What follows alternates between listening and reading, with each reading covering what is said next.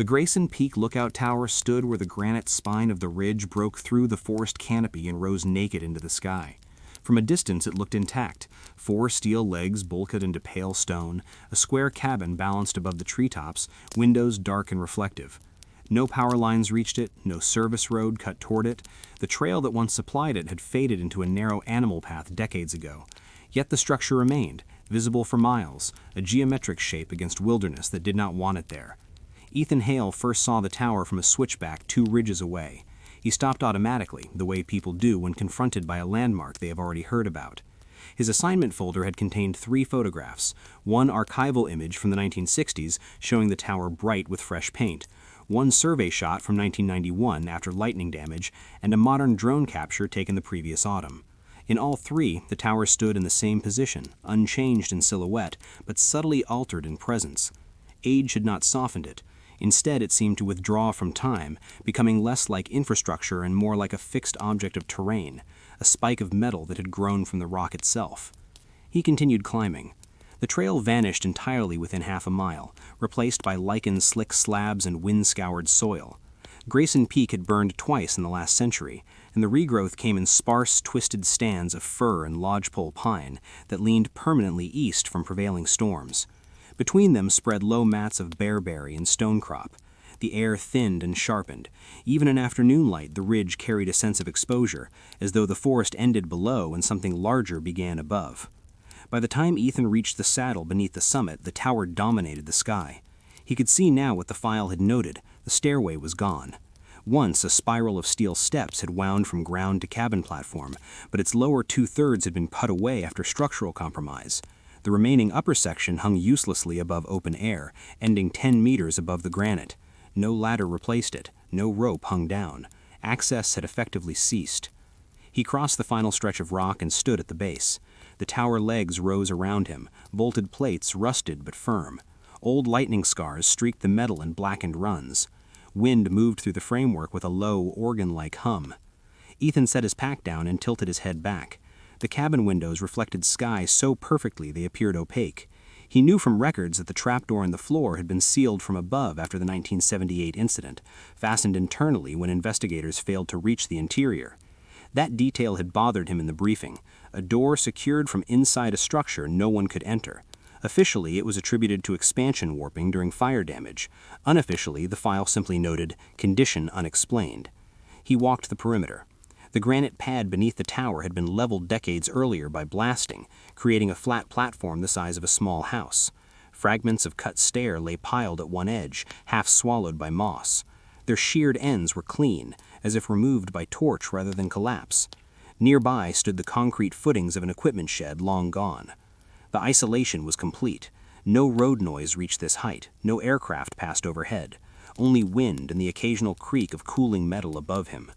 Ethan took photographs and dictation for the removal report. Structural members, moderate corrosion, load integrity uncertain, lightning exposure, severe historical damage, access non-functional, recommended demolition prior to peak wildfire season. He spoke the words steadily, but his gaze kept drifting upward. The cabin windows caught changing light and returned it in flat, unwavering panes. They did not reveal interior shadow. They did not show dust. They gave back only sky. He checked time. The hike out before dark was possible but inefficient. Standard protocol for remote dismantling required an overnight site presence anyway. He marked a flat patch 20 meters downslope and pitched his tent within sight of the tower legs. As he worked, the wind shifted colder. High clouds thickened from the west, muting the sun. The tower's shadow lengthened across stone until it reached his camp like a compass needle. He cooked early and ate sitting on his pack. As daylight thinned, details of the structure simplified. The cross bracing lost depth. The legs became black lines. The cabin square turned from reflective glass to dull slate. Ethan watched the change with professional detachment, but he felt something else beneath it, the peculiar alertness that comes from being alone near an object built for human occupancy, yet visibly abandoned. The tower had been meant to hold a person. Its proportions assumed presence. Without that presence, it seemed incomplete. He stood and approached the base once more before full dark. Wind moved differently now, dropping in irregular pulses down the ridge. The metal framework answered with low, resonant tones that rose and fell like distant horns. He placed a hand against one leg. It vibrated faintly. Not movement exactly, but a transmission of air along steel. The sensation traveled through his palm and up his arm. He withdrew it without thinking. Above, the cabin windows had turned opaque again, but not with reflection. They simply held no interior light. He knew the interior should be thick with dust after decades sealed. No animal could have reached it. No weather could have entered through intact panes. It was a container of undisturbed air suspended over wilderness. He returned to camp. Dusk completed itself quickly on the exposed peak. The forest below dissolved into a single dark mass. The sky retained a band of dim cobalt along the horizon before surrendering to cloud. Ethan switched on his headlamp and checked gear, then switched it off again to preserve night vision. The tower stood as a deeper black against blackness, its outline still visible by starlight diffused through overcast. Time passed without measure. Wind ebbed, temperature fell. The sounds of the mountains simplified to occasional branch friction far downslope, and the slow cooling ticks of metal contracting above him. Ethan lay in his sleeping bag with the tent flap partially open, a habit from years of field work. He preferred to see his surroundings rather than be enclosed. Through the opening, he watched the tower legs intersect the sky. Sometime after full dark, he noticed the first change. At the very base of the tower, between two legs, a faint warmth appeared. Not a beam, not a source, simply a slight shift in tone against surrounding black. He raised himself on an elbow. The glow strengthened by degrees, resolving into the suggestion of lantern light seen through obstruction. It did not illuminate ground, it did not cast shadow, it existed as presence rather than projection. Ethan pushed himself upright. The light moved. Slowly, steadily, it rose along the space where the missing stairway should have been. There were no steps, no metal beneath it, yet the glow climbed in precise increments, pausing fractionally, then advancing, the cadence of someone ascending a spiral staircase. With each imagined step, the light shifted angle against the tower legs, exactly as a carried lantern would obeying obstruction, distance, and angle. Only the structure that should have supported it was gone. Ethan found he was on his feet without memory of rising. He had stepped clear of the tent and onto bare granite. The cold struck through his socks. He did not feel it. His entire perception narrowed to the tower frame and the ascending glow within. Higher now, near the dangling end of the remaining stair. The lantern reached the place where metal should resume, and did. For several steps it climbed along intact treads, suspended high above ground. Then it reached the platform level beneath the cabin floor and stopped. The light did not enter the cabin immediately. It lingered just below the trapdoor position, swaying slightly, as though held by someone pausing before ascent's final step. The pause extended long enough for Ethan to register a new detail, a shape around the light. Not a body, more the negation of surrounding darkness, a vertical absence within night, suggestive of shoulders and head aligned behind the lantern's frame. The trapdoor above was closed, sealed, unreachable. The lantern rose the last increment anyway. For an instant it seemed to pass through solid floor, then it was gone from exterior view. A second later, a warm rectangle appeared in the nearest cabin window, interior illumination unmistakable, moving slowly from pane to pane as if someone inside turned to survey horizon and practiced rotation. Ethan stood beneath the tower, staring up at a room no one had entered since 1978, now lit from within by a lantern that climbed stairs that did not exist. He did not yet understand what he was seeing, but he knew with complete certainty that the Grayson Peak lookout was no longer empty. Ethan did not remember deciding to move. One moment he stood rooted beneath the tower, staring at the lit cabin window. The next, he found himself stepping backward across the granite, eyes fixed upward, as though distance might correct what he was seeing. The lantern glow moved slowly from one pane to the next inside the cabin, not erratic, not searching, but methodical. A watch pattern. He knew that rotation from training diagrams: north sweep, west sweep, south sweep, east. Fire lookout protocol, executed on schedule through the night. The realization landed with a cold clarity that cut through fear. Whoever or whatever held that light was not wandering, it was working. He reached his tent without looking down and grabbed his headlamp and radio in the same motion. The radio hissed static across all channels. The ridge often blocked signals. He tried anyway, voice low and controlled, reporting unexpected illumination at condemned structure, possible trespasser, unknown access. Static answered.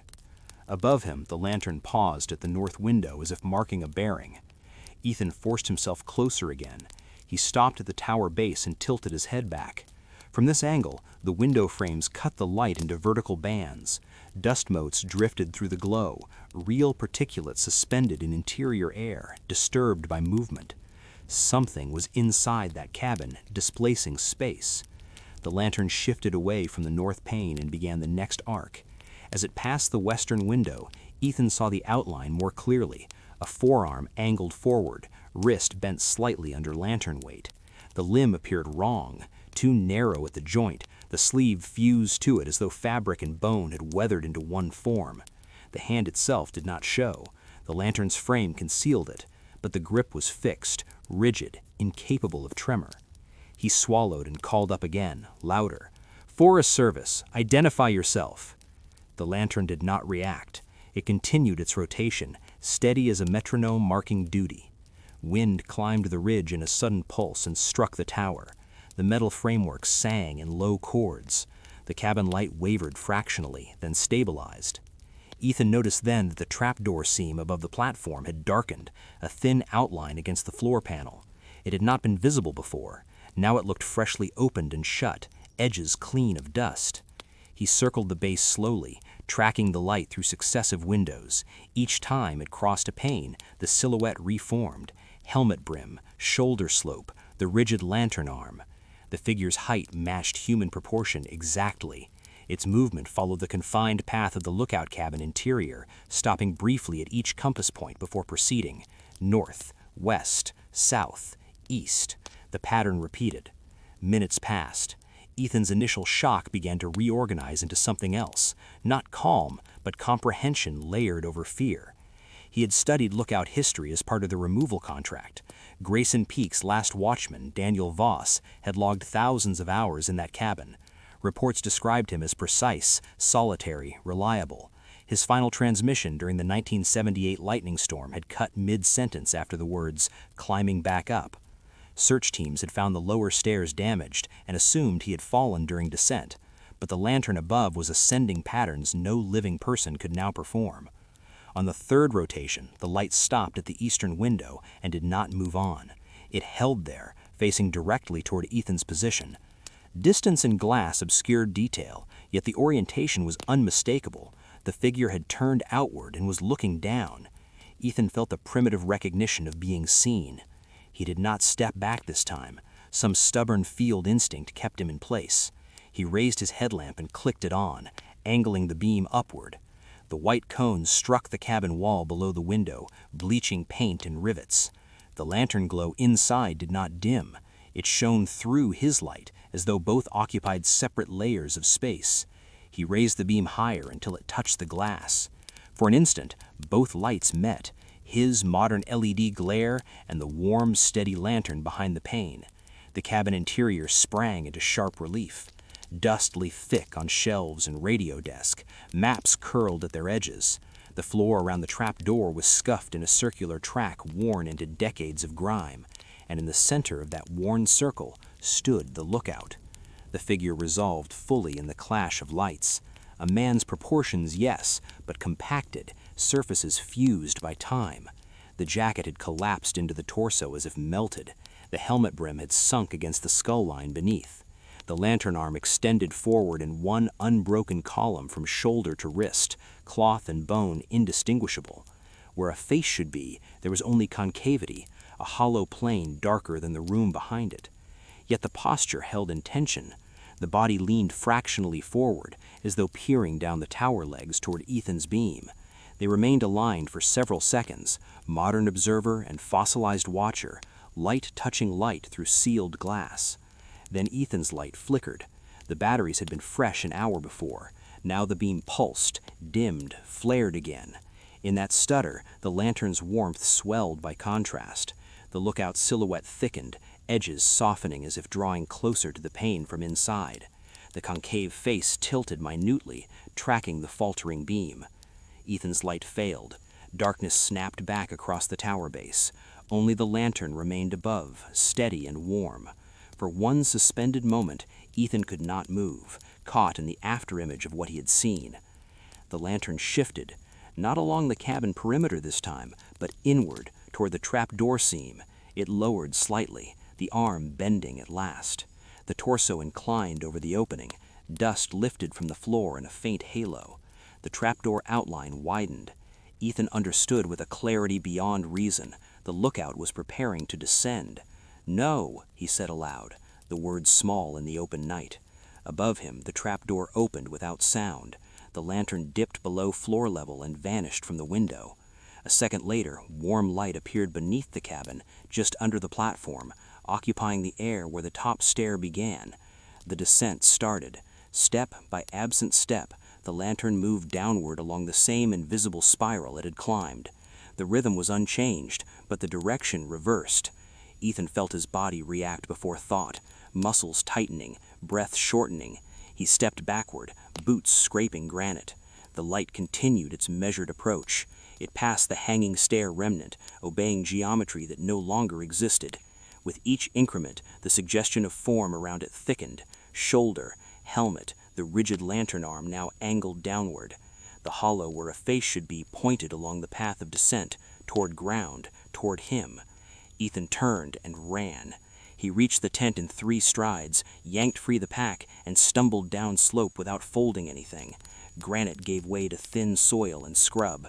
He did not follow the vanished trail. He moved by gradient alone, fleeing the open summit. Behind him, wind rose again through the tower frame, carrying a low metallic chord that seemed almost impossibly timed to footsteps. He did not look back. Branches struck his shoulders as he plunged into stunted fir. Loose stones rolled underfoot. Once he fell and slid several meters, skinning palms, then pushed up and kept moving. The forest swallowed the ridge above, but through gaps he saw it, the lantern descending between black tree trunks, still high, still coming down the mountain that no stairs connected. Hours passed in broken flight. When at last he reached the lower switchbacks and the faint reappearance of trail, his lungs burned raw. He did not stop until his truck emerged in gray pre-dawn at the trailhead clearing. He drove before the engine fully warmed, gravel spraying beneath the tires. The forest road unspooled beneath headlights. Only when distance and daylight gathered did his pulse begin to ease. He told himself he would report everything. He told himself structures could produce optical phenomena. He told himself fatigue and isolation distort perception. At sunrise, he pulled over at a turnout overlooking the Grayson Ridge, now miles away. The peak stood blue against morning haze. The tower was visible even at that distance, a thin black stitch in sky. No light showed in its cabin. Ethan watched a long time before driving on. 2 weeks later, demolition crews reached Grayson Peak with helicopter support. Their report noted the trap door at the cabin floor had been found open on arrival. Inside, dust lay undisturbed, except for a clean circular track worn through it. At the tower base, in the granite dust where no stairs had stood for decades, a chain of fresh impressions circled outward from the legs and ended abruptly at the edge of rock, as if someone descending had stepped off onto air and continued walking down the slope toward the forest below. The tower was dismantled that afternoon. The cabin, last, was cut free and lifted away. Witnesses on the ridge said that as it rose, sunlight flashed briefly from inside, warm, amber, like lantern glass catching dawn, before the structure turned and the reflection was gone.